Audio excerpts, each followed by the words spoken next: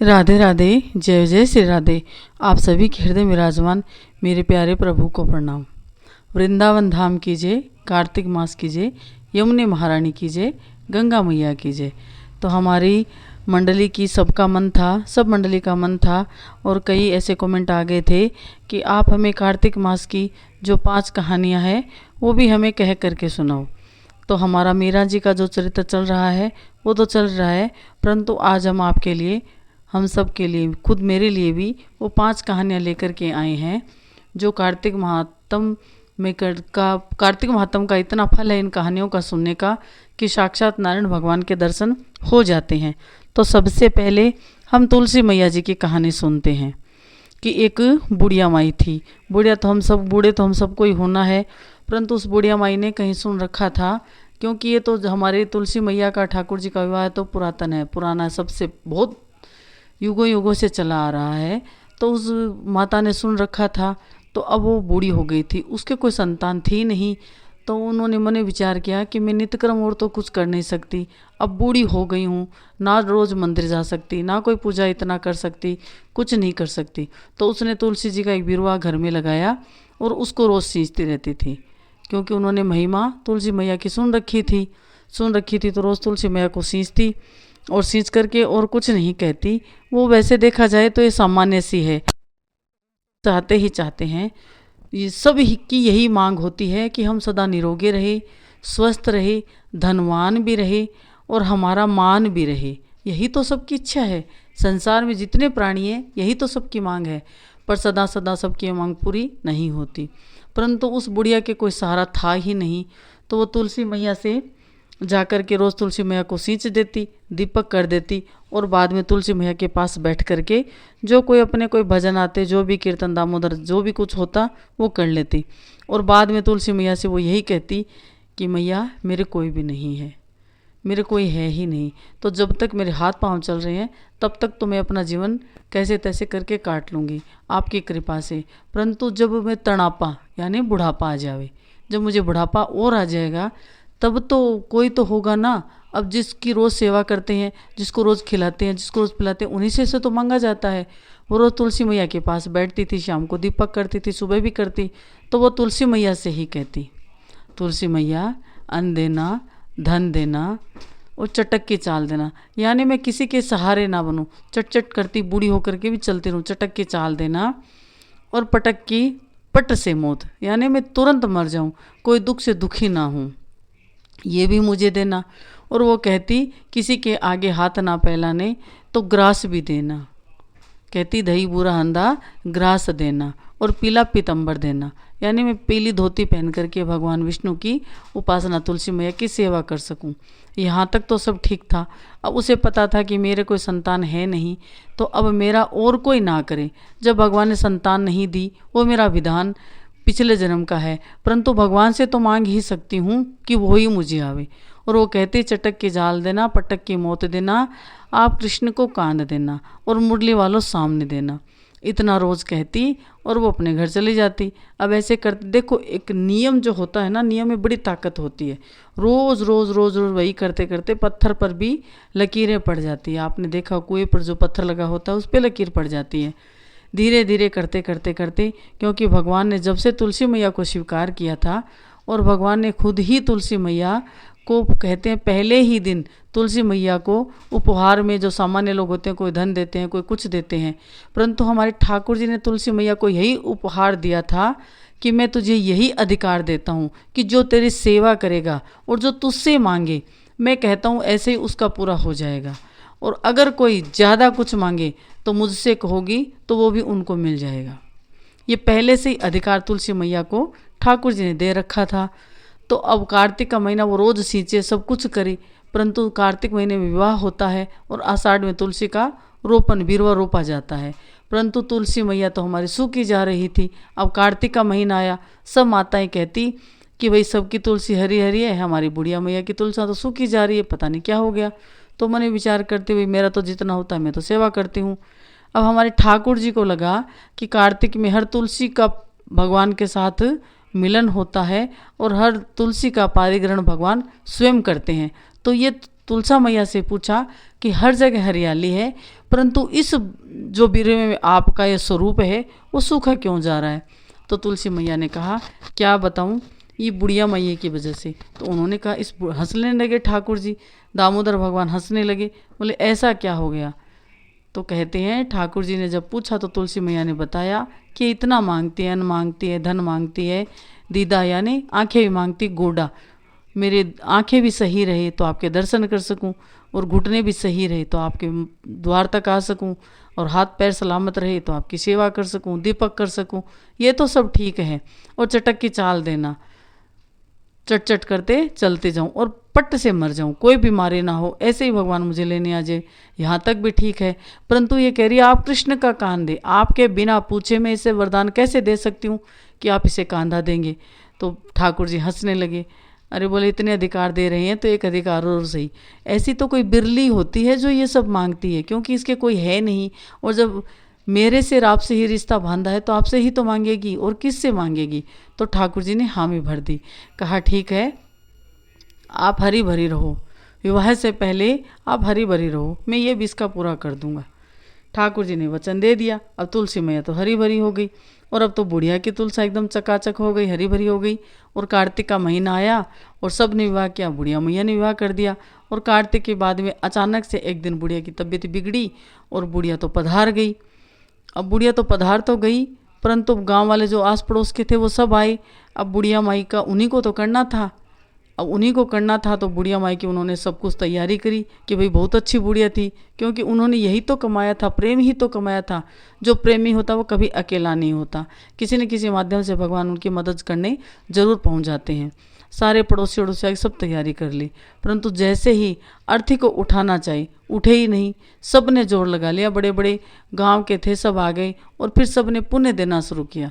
कोई कुछ पुण्य दे रहा है, कोई अपना पुण्य दे रहा है कि भाई बुढ़िया माई के लिए निमित्त हम करते हैं कि बुढ़िया माई की ये जो अंतिम यात्रा है ये सफल हो जावे। परंतु बुढ़िया माई तो उठे ही नहीं। इधर जब सब देखा तो हमारी तुलसी मैया की तरफ सब ने कहा कि भाई रोज़ बुढ़िया माई तुलसी मैया की पूजा करती थी, तो तुलसी मैया का बिरवा ला के रख दो, अब वो जाने तुलसी मैया जाने। अब घर वालों ने क्या किया, जो पड़ोस थे सब आकर के तुलसी मैया का बिरवा थोड़ी दूर पे ला करके बुढ़िया माई के पास रख दिया। और जैसे ही पास रखा, तुलसी मैया को याद आ गया कि भाई इनने पूरी ज़िंदगी मेरी सेवा करी है, तो आज वो समय भी आ गया। और तुलसी मैया ने और तो सब व्यवस्था कर दी थी, ना अन्न की कमी थी, ना धन की कमी थी, और ना कभी बुढ़िया माई किसी के सहारे पे रही थी, अपना आप सुधारती थी, सब कुछ करती थी। परंतु जो अंतिम यात्रा में कृष्ण का कांध था वो कहाँ से लावे। और तुलसी मैया ने ठाकुर जी को याद किया। अब ठाकुर जी नटवर नागर जो थे ग्वाले का रूप बना करके सामने आते हैं, और ग्वाले का रूप बना करके आते हैं गली में और पूछते हैं भाई ये क्या आज हो हल्ला हो रहा है। तो कहा वे एक बुढ़िया माई थी हमारे पड़ोस में, बहुत अच्छी थी, पूजा करती थी, तुलसी मैया से बहुत प्रेम करती, दामोदर भगवान कार्तिक भी नहाती, बैसाख में भी करती, सब पुण्य करती थी। परंतु अब पता नहीं कौन सा पाप सामने आ गया है, तो कहते हैं अर्थी इतनी भारी हो गई है कि किसी से उठे ही नहीं। तो उन्होंने कहा कि भाई मैं तो यहाँ पे ग्वाला हूँ, मेरी इधर उधर गाय हो गई, तो मैं घूमते घामते बस मधुकरी के लिए इस गांव में पहुंच गया, जब वो हल्ला सुना तो यहाँ तक आ गया, तो क्या मैं कोशिश कर सकता हूँ। तो सब हंसने लगे कि जो बड़े बड़े धुरंधरों से बुढ़िया माई नहीं उठी, आपसे क्या उठेगी, आपसे कैसे उठेगी। तो उन्होंने कहा ठीक है भाई, एक मौका मुझे भी दो। और ठाकुर जी ग्वालवाल के रूप में आते हैं और बुढ़िया माई के सामने आकर के खड़े हो जाते हैं। और बुढ़िया माई का देखो कितना बड़ा भाग था, एक ही तो नियम था, नियम एक ही पालो, पर उसे पूरे मन से निभा लो, बस भगवान इसी बात से प्रसन्न हो गए थे। तो बुढ़िया माई के, और पहले तो उन्होंने चरणों को देखा, और फिर बुढ़िया माई के जहाँ सिर धरा था वहाँ आते हैं और कान में धीरे से कुछ फुसफुसाते हैं। सब लोगों ने कहा भी ये क्या करे, बोले मस्तक मैं देख रहा हूँ कि कैसी बुढ़िया माई है, इतनी भारी कैसे, कुछ कहना चाहता हूँ बुढ़िया माई से, मैं गायों की सेवा करता हूँ तो मैं गायों का पुण्य दे रहा हूँ। ऐसे बहाने से ठाकुर जी और बुढ़िया के कान में कहते हैं कि तुझे अन्न भी दिया, धन भी दिया, और चटक की चाल भी दी, और पटक की मौत भी दी। अरे तुलसा मैया ने तो सब कुछ तुझे दिया, और देख आज तेरा भाग्य, तेरे सामने ठाकुर खड़े हैं, और ये ले आप कृष्ण का कांध। और जैसे ही उन्होंने अर्थी को पाया उठाया, हल्की हो गई, ग्वाले ने बीच में से अर्थी को पकड़ा, अकेले उठा लिया, सबने जयकारा किया, बोलो तुलसी मैया की जय, तुलसी मैया की जय। सबने कहा कि देखो कितने मन से तुलसी मैया की सेवा करती थी, तो कभी किसी सहारे की ज़रूरत नहीं पड़ी। तो ये आज की हमारी तुलसी जी की कहानी। अब हम दूसरी कहानी सुनाते हैं, पीपल और पथवारी जी की कहानी। पीपल की कहानी का ये है कि एक दंपति थे, तो उनके कोई संतान नहीं थी। वो क्या करते कि रोज़ पीपल सींचने वो पत्नी जाती, और वो विष्णु भगवान का भक्त था पति। और ऐसे करते करते इनकी दोनों की ज़िंदगी अच्छे से कट रही थी, और ज़्यादा कोई घर में कमी नहीं थी। फिर एक बार गांव में अकाल पड़ा, तो उन दोनों ने सोचा कि अब यहाँ नहीं रहेंगे, दूसरे गांव में चलते हैं। और दूसरे गांव में जा कर के रहने लगे। और वहाँ पर भी पीपल की जो पूजा का सेवा का नियम था वो उन्होंने, माता ने नहीं छोड़ा।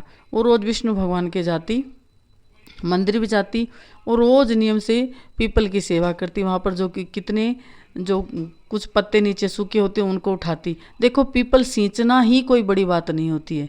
जहाँ हम सिंचन करने जाते हैं वहाँ पर जो गंदगी है वो अगर साफ कर दें तो उनका फल डबल हो जाता है। वो यही करती, पहले वहाँ की सफाई करती। सब माताएं उनसे बड़ी प्रसन्न थी कि देखो भाई हम तो आते हैं, कुछ ना कुछ दीपक कुछ ना कुछ लगा के चढ़ा के चले जाते हैं, और ये माता देखो कितनी अच्छी सी सेवा करती है। और फिर पीपल सींचती और घर आ जाती। और उनके पति को भी सब जानने लगे। अब वो एक इनकी पहचान होगी सेवा भाव से। और भगवान तो जो होठ भगवान का कीर्तन करते हैं उनसे अति प्रसन्न है, परंतु जो हाथ भगवान की सेवा करते हैं उनसे अति प्रसन्न होते हैं।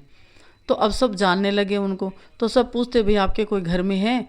तो पति ने कहा था कि नया गांव नया शहर है, किसी को मत बताइयो कि हम अकेले हैं।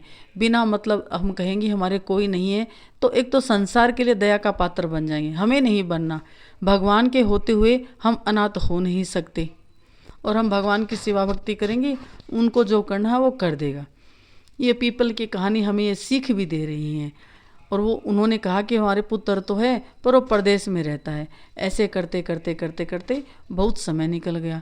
उधर एक उसी गांव में एक माताएं और आया करती थी। अब उनकी मित्रता हो गई उनसे। उनकी एक बेटी थी, वो रोज़ विष्णु भगवान की सेवा करती और पथवारी मैया की सेवा रोज़ करती।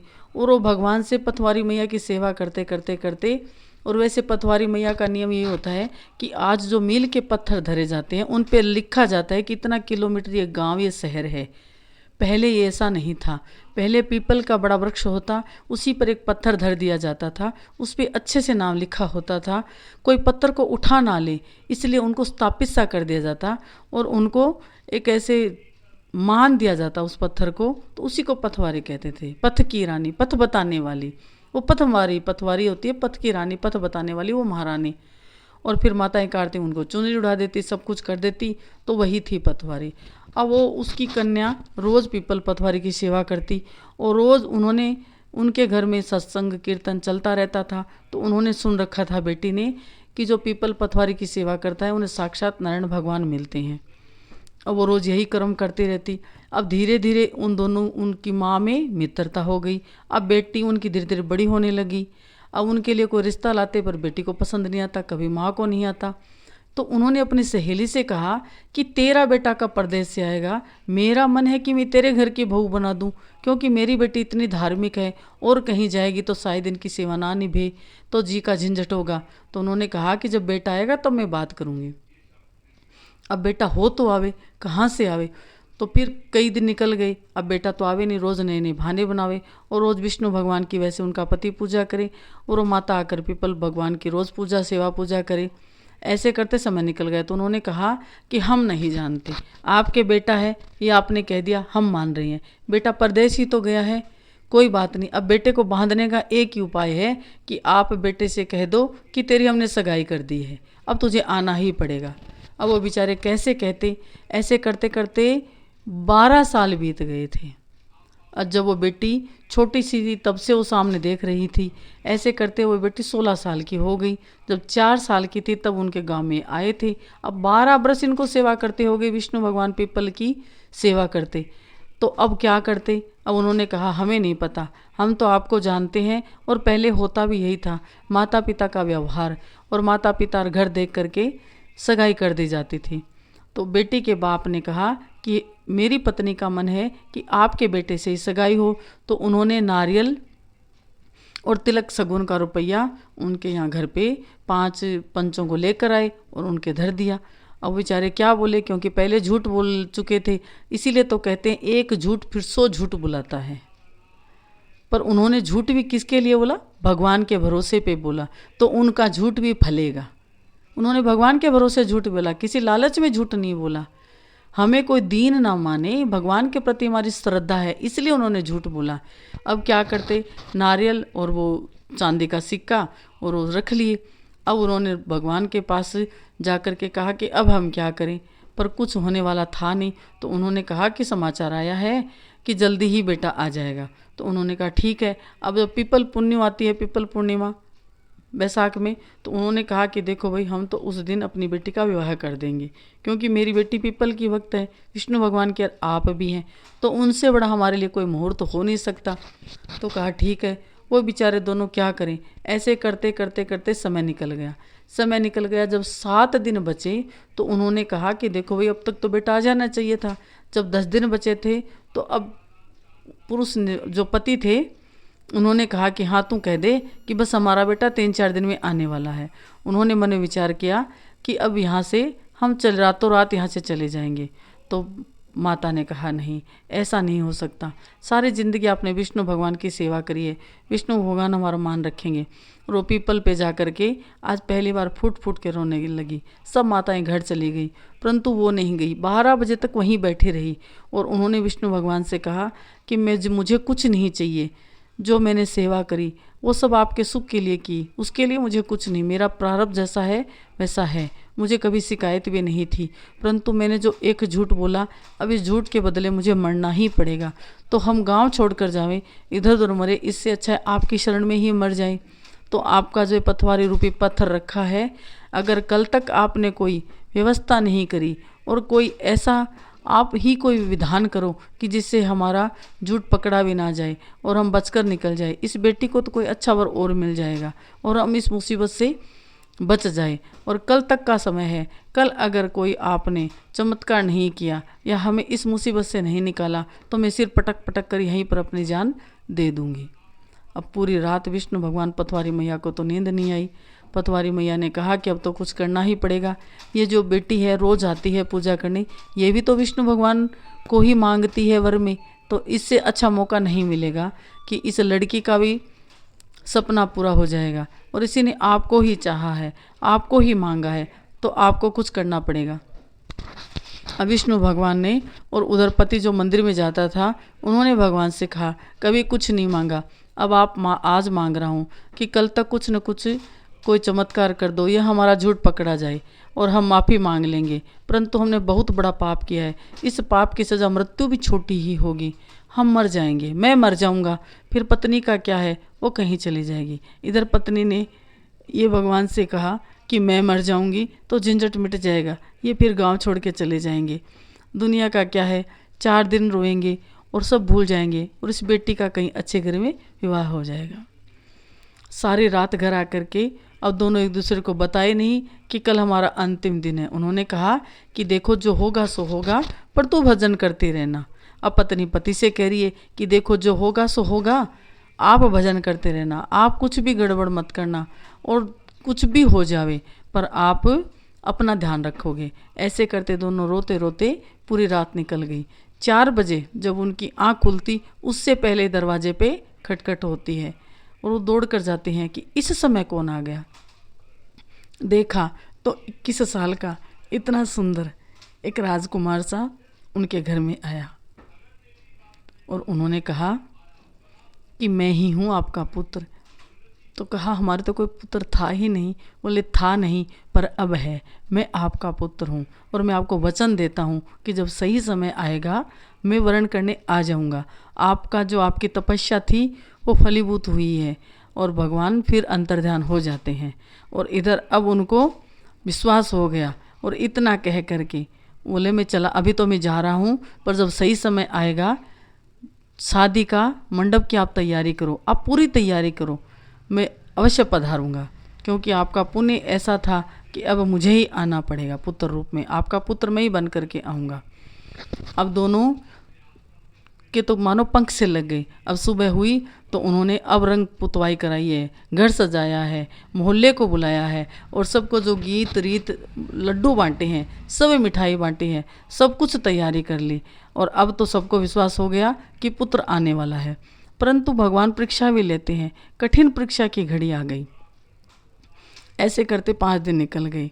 फिर जब हल्दी मेहंदी की रस्म भी आई तब उन्होंने कहा कि भाई अभी तक बेटा नहीं आया, अब तक तो बेटा आ जाने चाहिए था। तो बोले पता नहीं कहीं फंस गया होगा, आ जाएगा, आप चिंता मत करो। और उधर बेटी की माँ की भी अब सांसें सूखने लगी। कहा अरे इनके कहने से मैंने कर तो दिया, परंतु अभी तक हमने बेटे को दामाद को देखा ही नहीं है, कैसे क्या होगा। और ऐसे करते वो दिन भी निकल गया। जब अंतिम दिन आया तो दोनों ने जा कर के उनके घर जाकर और 5 पंचों को ले जाकर माफ़ी मांगी। कहा वचन तो दिया था बेटे ने आने का, पर बेटा नहीं आया, पता नहीं कहाँ फंस गया।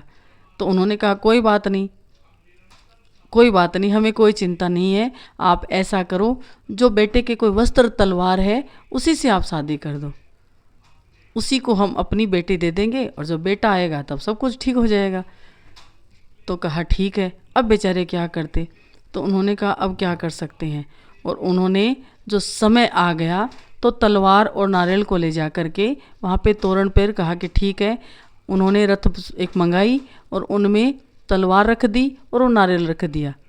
और जो बेटी के घर से आया था वो नारियल रख दिया कि अब यही जोड़ा है। एक अपनी तरफ से, एक जो बेटी के घर से सगाई का आया था उनके मोड़ी बांध करके रख दिया और ढक दिया। और बारात गाजे बाजे से जा रही है और गाजे बाजे से बारात जा रही है। अब तो भगवान ने मन विचार किया कि अब तो जाना ही पड़ेगा, क्योंकि उन्होंने मेरे बात का मान रखा है कि आएगा तो आएगा और पुत्र है तो है। और जैसे ही उनकी गली में जाने लगे तो उतने में वही भगवान विष्णु 21 बरस के एक रूप बना करके, बालक का सा रूप बना के, सुंदर जवान नौजवान का स्वरूप बना करके आते हैं और कहते हैं हमें बहुत देर हो गई आने में, आप किसी को कोई कष्ट तो नहीं हुआ, देखे तो देखते ही रह जाए। और फिर तुरंत घोड़ी मंगाई गई और वहाँ पर स्वागत और सत्कार किया गया और वर्ण करके जब घर ले आए, इधर माता पिता की तो खुशी का ठिकाना नहीं था। और अब रात हो गई और बहू भी घर में आ गई और बहू और दोनों पढ़ रहे थे। तो उन दोनों दंपति ने कहा कि ऐसा तो कोई पुण्य था ही नहीं, ये कौन है, कहाँ से आया, माना कि भगवान का ही रूप बनाकर कोई आए, पर कैसे हो सकता है। बेटी ने ये बात सुन ली। जो बहू थी वो कोई पानी लेने आई थी, उसने सुन ली और सुबह ही अपनी सास के चरणों में गिर गई कि क्या बात है, आप ऐसे कह रहे थे कि पता नहीं ये कैसे हुआ और कैसे हुआ और क्या हुआ और क्यों हुआ, हमारे इतने कोई पुण्य नहीं थे। तो उन्होंने कहा माँ जो बात है सच सच बताओ। तब उन्होंने कहा बेटी मुझे वचन दे, तू किसी से नहीं बताएगी। तो कहा अब मैं आपकी बेटी भी हूँ बहू भी हूँ, नहीं बताऊँगी। तो कहा ऐसा हुआ, हमारे कोई संतान थी ही नहीं, बरसों से पहले जहाँ रहते वहाँ भी इन्होंने विष्णु भगवान की सेवा करी और मैंने पीपल देवता की पूजा करी, तपस्या करी और पीपल पे दीपक किया। तो धीरे धीरे ऐसा हुआ और जब इस गांव में आए तो हमने झूठ बोला था कि हमारे संतान है और वो परदेश में रहती है ऐसे। और तुम्हारी माँ ने ज़बरदस्ती जिद करके जो नारियल और जो नेग भेजा था उसी को सगाई मान ली। तो फिर हम तो मरने की तैयारी कर रहे थे, उसी पथवारी के सिर पटक पटक के मैंने मरने की सोची उसी दिन, और ये राजकुमार रूप में आया। अब इसे कुछ याद नहीं है, वो साक्षात नारायण ही थी। तो उन्होंने वचन दिया कि मैं ज़रूर आऊँगा, क्योंकि जिस लड़की को आपने तय किया है वो भी पथवारी सींचती है, रोज़ हर दिन विष्णु भगवान की सेवा करती है, पीपल की सेवा करती है और वो मुझे ही मांगती है। तो इससे बड़ा सौभाग्य मुझे कहाँ मिलेगा, क्योंकि भगवान का अवतार होता है, भगवान का जन्म नहीं होता है। उस लड़की की वजह से मुझे अवतार, तेरी वजह से भगवान साक्षात नारायण को अवतार लेके इस पुत्र रूप में आए हैं।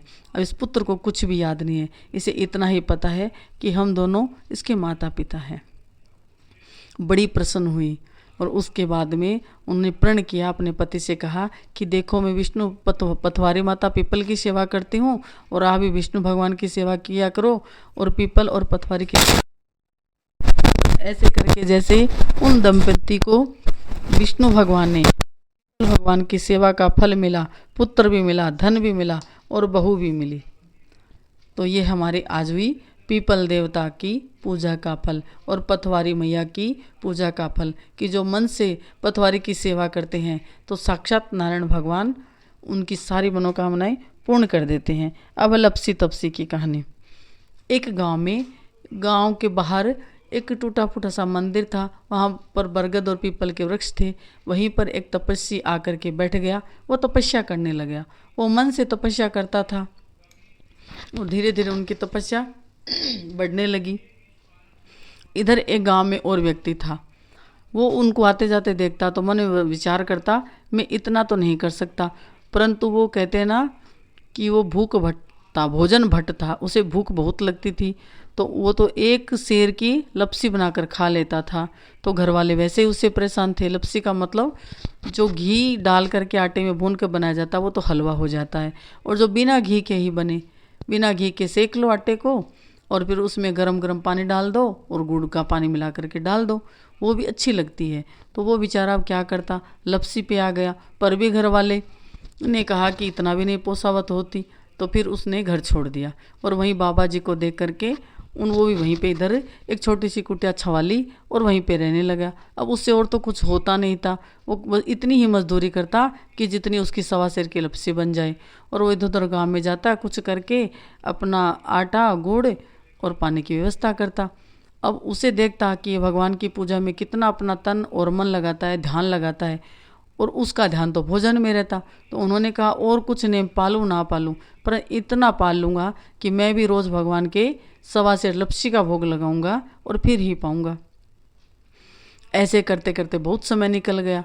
तो वो तपसी था, वो देखता रहता कि मैं तो कितना तप करता हूँ, ये तो खाता है पीता है, खूंटी तान के सो जाता है फिर निकल जाता है। ऐसे करते करते करते बहुत समय निकल गया। अब उनकी परीक्षा, क्योंकि लपसी ही से उन्होंने नेम पाला था और तपसी था, तपस्या करता था, परंतु अहंकार आ गया था। तो नारद जी आते हैं और नारद जी से जब पूछते हैं कि भाई हमें भगवान कब मिलेंगे, तो उन्होंने कहा कि भाई भगवान जल्दी ही मिल जाएंगे, आप चिंता मत करो। उन्होंने कहा मैं कितनी तपस्या करता हूँ, मुझे तो कोई चिंता नहीं, पर मुझे तो इस लपसी की चिंता है कि ये बेचारा तो बैठा है, खाता है पीता है सो जाता है, क्या इसे भी भगवान मिल जाएंगे। तो नारद जी हंसने लगे। उन्होंने कहा कि भगवान परीक्षा ले लेते हैं, जो परीक्षा में पास होता है उसे मिल जाते हैं।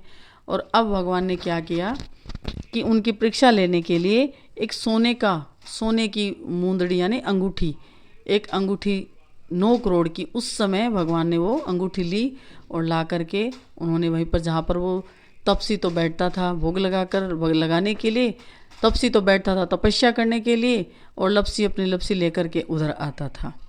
तो भगवान ने वहाँ पर डाल दी। तो जो लपसी था उन्होंने जल्दी जल्दी भगवान की लपसी बनाई और भोग धरा भगवान का, और वो तो लपसी पानी चला गया। उसे दिखी तब भी उसका कोई मन नहीं था।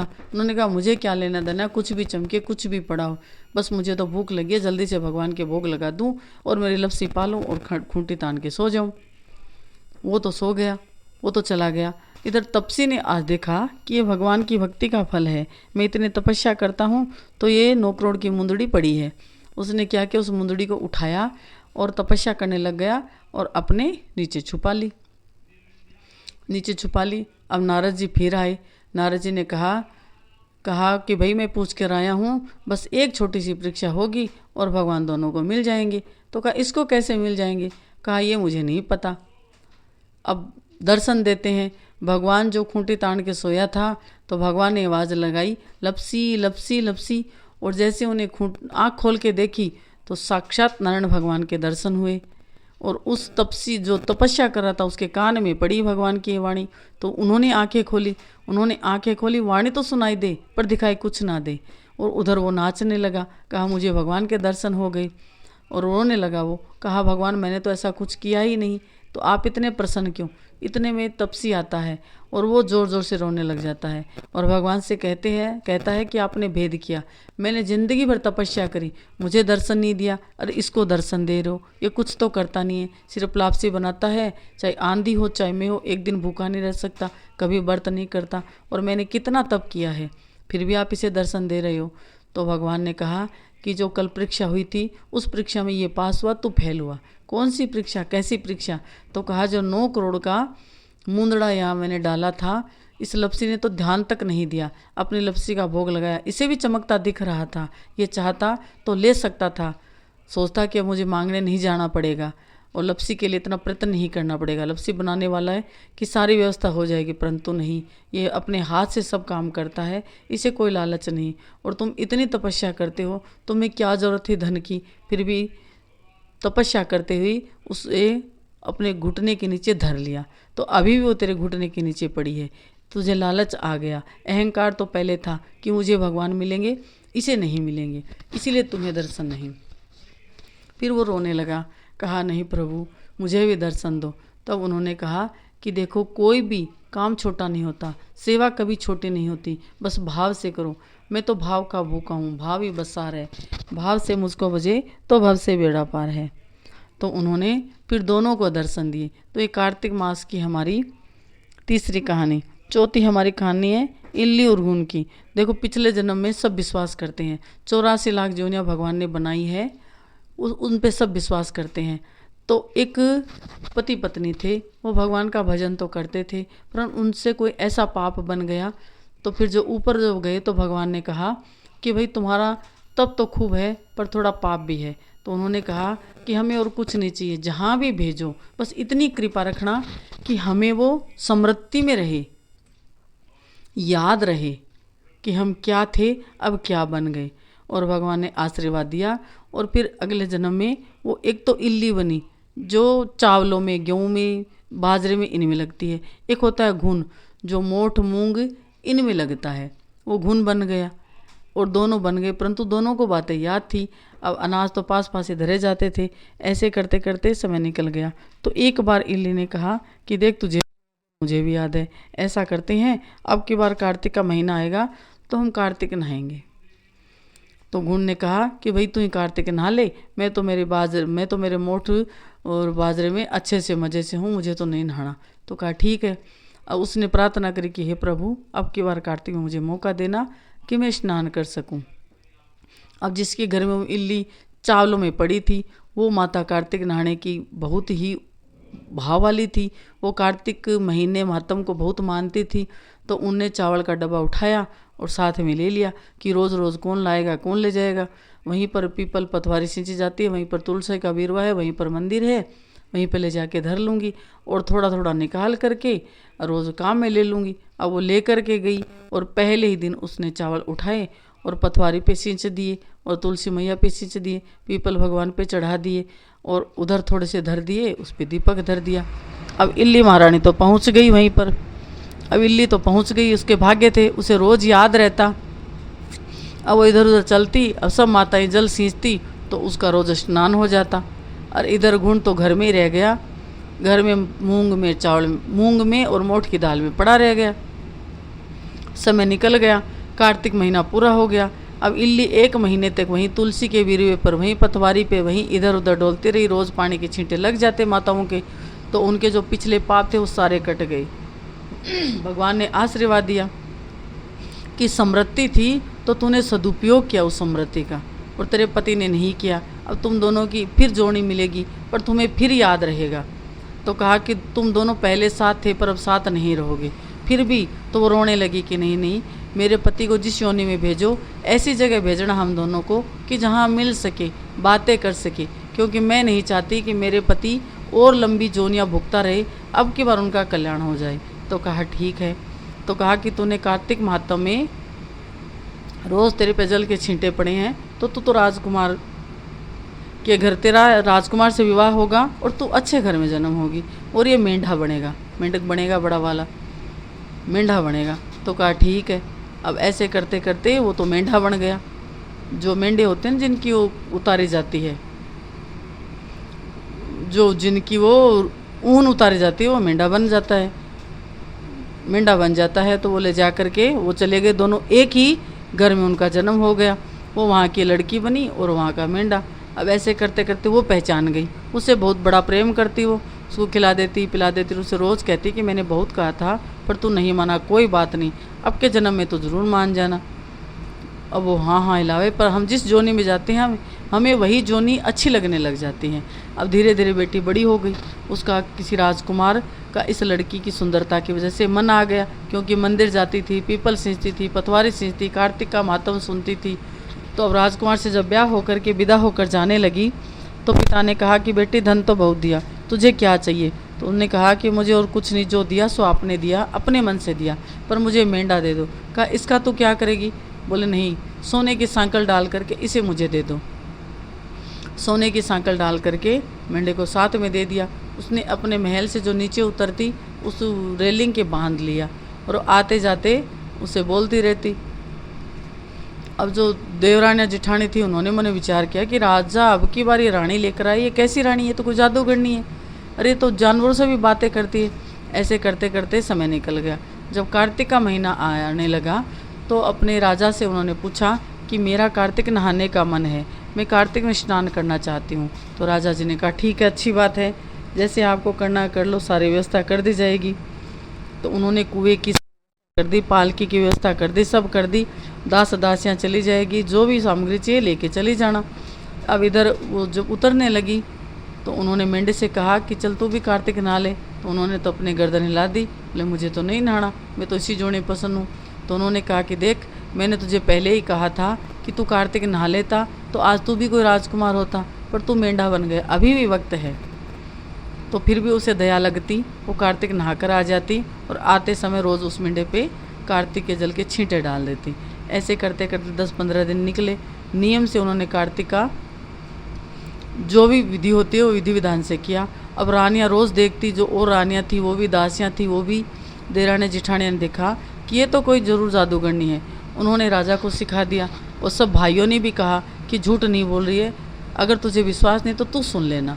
अब दूसरे दिन राजा जल्दी बाहर जाने का बहाना बनाया और बहाना बना करके और वो पहले ही वहाँ छुप गया और रानी जैसे ही रुनझुन करती नीचे उतरती है और नीचे उतरती है और कहती है कि मैंने तुझे पहले ही कहा था कि रुनझुन करती उतरी, महलों से उतरी, कार्तिक नहाने जाए।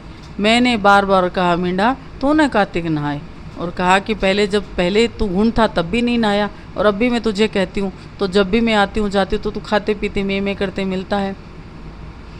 तो ये बात जब सुन ली तो राजा ने मन विचार किया सचमुच तुम्हें जादूगरनी है। अब लोगों ने, जो परिवार वाले थे, उन्होंने कहा कि आज ये जानवर से बातें करती हैं, पता नहीं कब दुश्मन से मिल जाएगी, कुछ अनहोनी हो जाएगी, तो इससे बात कर कि इससे बात क्यों करती है। तो ऐसे करते करते राजा उससे बहुत प्रेम करता था। तो रात को राजा कक्ष में आया तो बैठी थी, राजा का स्वागत सत्कार किया, परंतु आज राजा ने तलवार निकाल ली और रानी की गर्दन पे धर दी। तो उन्होंने कहा कि भाई मुझसे ऐसा क्या अपराध हो गया? तो कहा कि तुझसे बहुत बड़ा अपराध हो गया, तो कोई जादूगरनी है, तो कोई इंसानों के रूप में कोई जादूगरनी ही आई है इतना सुंदर रूप लेकर के। तो उन्होंने कहा नहीं, ये सब भगवान का दिया हुआ है। तो कहा सच बता, तो उस मेंढे से क्यों बात करती है? तो उन्होंने कहा ऐसी कोई बात नहीं है। तो राजा ने ज़्यादा पूछा।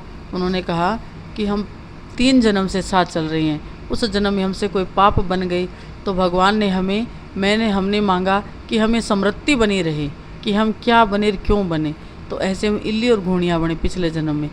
तो मैं तो कार्तिक नहाने का मुझे सौभाग्य मिला, और मैंने इससे भी कहा था कि तू भी चल ले, मेरे वाले पात्र चावलों में आ जा, परंतु चावलों में नहीं आया। और मैं तो कार्तिक में उनके साथ चली गई, वहाँ पर पड़ी रही और जल के छींटे लगी तो मैं राजकुमारी बनी, और ये नहीं बन पाया। परंतु मैंने मांगा था कि हम हमेशा साथ रहे, तो इसे मेंढे की योनि मिली और मैंने इसीलिए इसको बांध रखा है। और मैं अभी भी चाहती हूँ ये कार्तिक महीने जब स्नान करके आती हूँ तो थोड़ा सा जल लाती हूँ, इस पर छिड़क देती हूँ, बस यही और कुछ भी नहीं है। तो राजा ने कहा अगर ये बात है तो हम जोड़े से स्नान करेंगे। अब राजा और रानी जोड़े से स्नान करने लगे और ला ला कर जल उस मेंढे पे छिड़का। अब तो उस मेंढे को भी ले जाते हैं, तो उनकी भी मुक्ति हुई। और उस रानी की वजह से सब जो देरानी जिठानी थे सबको पता चला कि अरे ये तो भाग्यशाली थी, तो पिछला जन्म याद था, हमें तो पता नहीं क्या थे और आगे जाके क्या बनेंगे, इससे अच्छा है हम भी कार्तिक नहाएंगे। तो राजा ने पूरे नगर में ढिंडोरा पिटवा दिया कि ये बात है, पुण्य जन्म का हमें, पिछले जन्म का हमें पता हो ना हो, भगवान को तो ज़रूर है, कार्तिक नहाते हैं तो हमारे सारे पाप धुल जाते हैं। तो ये हमारी रही इल्ली और घुनिया की कहानी, इसलिए कार्तिक का महत्व बहुत बताया गया है। अब राई दामोदर की कहानी। तो कहते हैं कोई बहुत बरसों पहले और एक लड़की थी, वो अपनी माता के साथ दामोदर भगवान के मंदिर में जाती थी और दामोदर भगवान के मंदिर में जाती और वो रोज़ पूजा करती। और माँ ने दामोदर भगवान ठाकुर जी के जो नाम थे उनके बारे में बता दिया। तो वो भी कहती कि भगवान कभी तो मुझे मिले। और ऐसे करते करते और उसको भगवान मिल भी गई। भगवान आए मुरली के रूप में, भगवान ग्वाले के रूप में आए और वो मुरली चाहती थी। अब माँ के पास पैसे नहीं थे तो माँ ने कहा अन्न ले जा और मुरली ले आ।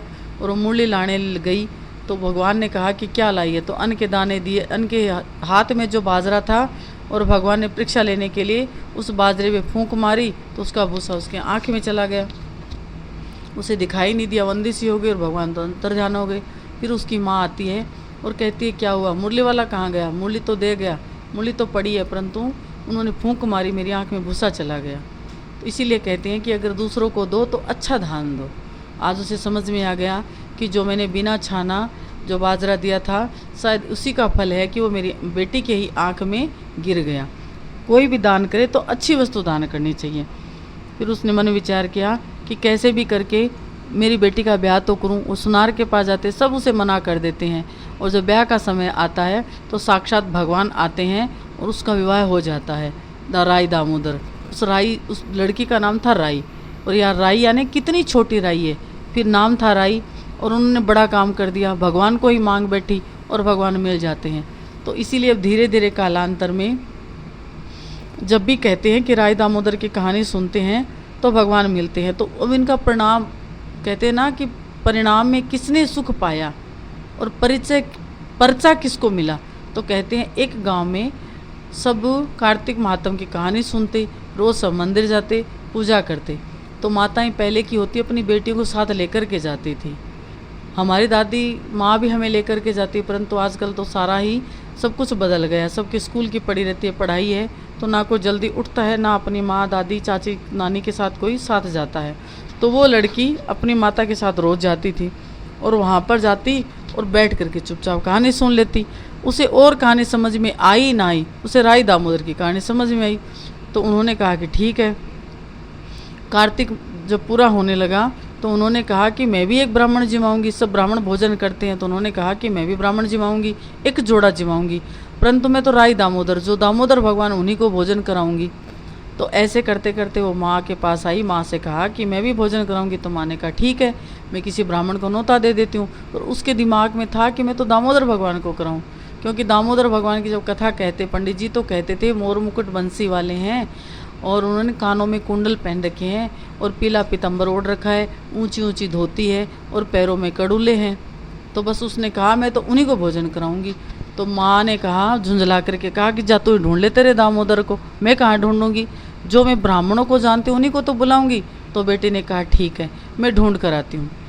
कार्तिक पूरा होता उससे पहले उसने पहले दिन ही ढूंढना शुरू किया। पूरे गांव में ढूंढ आई कि कोई दामोदर को जानता है, कोई दामोदर को जानता है, दामोदर कहाँ मिले। ऐसे करते करते भूख प्यास से पीड़ित हो वो तो गांव के बाहर निकल गई। अब उन्होंने हर मंदिर में देखा कि दामोदर कहाँ मिलेंगे। हर पंडित बेचारा मोर मुकुट वाला तो नहीं हो सकता, पीली धोती वाले भी पंडित मिले, सब मिले, पर उसे दामोदर नहीं मिला। ऐसे करते करते फिर किसी ने मजाक कर दिया, किसी माता ने मजाक कर दिया कि वो ऐसे थोड़ी मिलते हैं, वो तो पहाड़ पे मिलते हैं, गोवर्धन पर्वत पे। अब गोवर्धन तो बेचारे जाने ना, तो पूछा कि गोवर्धन पर्वत कहाँ है, तो उनके गांव के पास पहाड़ था। उन्होंने कहा ये चोटी रही, ये गोवर्धन ही तो है। वो वहाँ चढ़ गई। वहाँ चढ़ करके दामोदर भगवान को इतना पुकारा तो दामोदर भगवान ने मने वो बार बार में चढ़े, पूरी चढ़ ना पावे, फिर उतरे, फिर चढ़े, फिर उतरे। तो ऐसे करते बहुत समय हो गया। तो भगवान दामोदर उनसे प्रसन्न हो गए और भगवान ने कहा कि देख मैं ही हूँ दामोदर। और भगवान ग्वाले का रूप बना करके आते हैं कि मैं ही दामोदर भगवान हूँ, तू घर जा, मैं तेरे कल भोजन करने आ जाऊँगी। ऊपर से नक से सिक तक उन्होंने देखा तो कहा आप दामोदर भगवान नहीं हो। तो उन्होंने कहा मैं ही दामोदर हूँ, मेरा ही नाम दामोदर है, मेरा नाम गोपाल है, मेरा नाम कृष्ण है। तो उस बेटे ने कहा नहीं नहीं, जो पंडित जी बता रहे वो दामोदर तो आप नहीं हो, तो वो कैसा है। तो उन्होंने जो पंडित जी ने बताया था, देखो सुनने का कितना महत्व है। और कानों से सुन करके उसने कल्पना करी, और कल्पना भी ऐसी करी, भाव से करी, तो आज कल्पना साकार हो गई उस छोटी सी कन्या की। तो दामोदर भगवान ने कहा कि अगर दामोदर भगवान नहीं मिलेगा तो तू क्या करेगी। तो कहा कि मेरा कार्तिक में जो मैं रोज़ सुबह जल्दी उठकर स्नान किया वो मेरा अधूरा रह जाएगा। अब मैं किसी ब्राह्मण को भोजन नहीं कराऊंगी, और जब तक ब्राह्मण भोजन नहीं करेगा तब तक मैं प्रसाद नहीं पाऊंगी, फिर मैं भूख से मर जाऊंगी। तो भगवान हंसने लगे। उन्होंने कहा ठीक है, तू आंखें बंद कर। और जैसे ही उसने आंखें बंद करी, बालिका ने जैसा जैसा रूप बनाया वैसा वैसा भगवान बन के खड़े हो गए। कहा देख अब तो मैं दामोदर हूँ ना। तो उस बेटी ने कहा हाँ हाँ अब आप दामोदर। और वो भागने लगी। और ठाकुर जी ने कहा अरे रुक तो सही। बोले नहीं नहीं, अब तो मैं सबको दिखाऊंगी कि देखो ये रहे मेरे दामोदर। सब मुझे बता रहे कि दामोदर है ही नहीं गांव में, ये रहे मेरे दामोदर। अब ठाकुर जी पीछे जा रहे हैं और वो दौड़े जा रहे, अपने मोहल्ले में आ गई। गांव आकर के गली में कहा कि देखो दामोदर जी को मैं नौता देकर मेरे दामोदर आ गए, मेरे दामोदर भोजन करने मेरे घर तक आ रहे हैं। जो अच्छी भाव वाली थी उनको तो भगवान के दर्शन हुए, और जो भाव वाली नहीं, उन बच्ची का मजाक समझ रही थी, उन्हें दर्शन नहीं हुए। ऐसे करते करते पीछे पीछे देखो भाव में कितनी शक्ति है। उस बेटी ने खाली भगवान के बारे में सुना, पर उसे कभी नहीं लगा कि जो पंडित जी कह रहे हैं वो झूठ है। वो बात उसे सच्ची लगती थी, इसीलिए दामोदर भगवान को आना पड़ा। और फिर भगवान उनके घर आते हैं और प्रसाद पाते हैं। तो ये हमारी राई दामोदर की कथा। और सब ने पूछा कि बेटी तूने कैसे दर्शन पाए और कैसे इनको मनाया। तो उन्होंने कहा कि मैंने तो राई दामोदर की कहानी सुनी थी। मैंने सुना जब राई के दामोदर मिल सकते हैं तो मैंने भी तो उनकी कथा सुन करके और भगवान को न्योता दिया और भगवान घर आ गए। तो हमारी कार्तिक मास की ये 5 कहानियाँ हैं जो जब भी समय मिले सुनने से भगवान दामोदर बड़े प्रसन्न होते हैं। और भगवान तो वैसे ही भाव के ही भूखे हैं। जब भी कथा भागवत होती है तो वो तो चुपचाप आकर के सबसे पहले वही तो बैठते हैं। जय जय श्री राधे। जय जय।